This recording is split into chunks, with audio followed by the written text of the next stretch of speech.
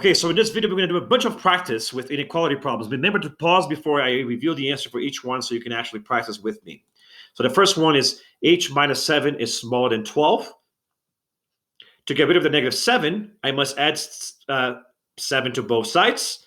So if I do that, I get h is smaller than 19 because 19 isn't included. There's no equal sign. I unshade it, and I want numbers smaller than that. I go to the left of the number line.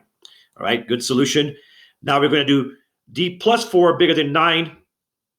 You got to get rid of the plus 4 first by subtracting negative 4 from both sides. You get d bigger than 5.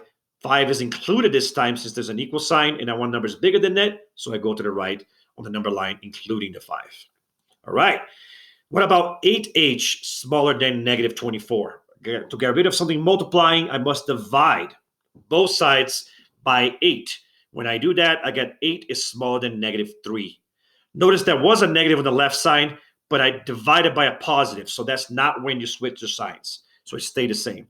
Negative 3 is not included, so I unshade it, and I want numbers smaller than that, so I go to the left. 24 is smaller than or equal to m plus 9. So if we do this one, we have to add negative 9 to both sides because it's adding here. So we have to do the opposite. And then we have 15 is smaller than m, which can also be written as m is bigger than 15. We're looking for numbers bigger than 15, including it because there's an equal sign. So we shade it and go to the right, the 15. All right, so that's a good solution again. Now we have d divided by 5 bigger than or equal to negative 15. Since the 5 is dividing the d, what do we have to do? We have to multiply both sides by 5. There is a negative on this side, but the thing we're multiplying both sides by is positive, so we once again do not flip the sign. And so we're going to get rid of the 5s, and then d is bigger than or equal to 15, negative 15 times 5, which is negative 75.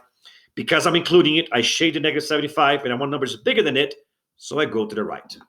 Okay. This one actually has a negative next to my variable, so that's going to be that kink. What do I do to solve this one? Divide both sides by negative 4, since negative 4 is multiplying my variable. When I do divide by a negative, though, I have to flip the sign. So what actually happened here, even though they skipped a step, is actually negative 12.5, flip the sign, is equal to m, right? Which, of course, can be written like this. M is bigger than negative 12.5. So since I'm looking for values bigger than, not including it, I do not shade the 12.5 and go to the right. Remember, this is the kink of flipping the sign because you divide it by a negative. Or dividing or multiplying by a negative gives you that. P minus 15 is smaller than 15. Add 15 to both sides and get P is smaller than 30. Do not include the 30, unshade it, and go smaller than that since we're looking for numbers smaller than it. One last one.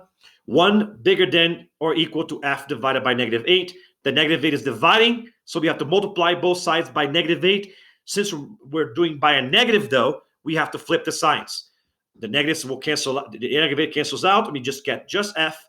The signs flip since we multiply by a negative, and then we get 1 times negative 8, which is negative 8. We are including the negative 8, so we shade it, and it goes smaller than that because we're looking for values smaller than it, so we go to the left side, and that is a solution. Tons of practice with one-step equations. I hope that made sense to you. On the next video, we're going to do the same thing, but from word problems. I'll see you guys then.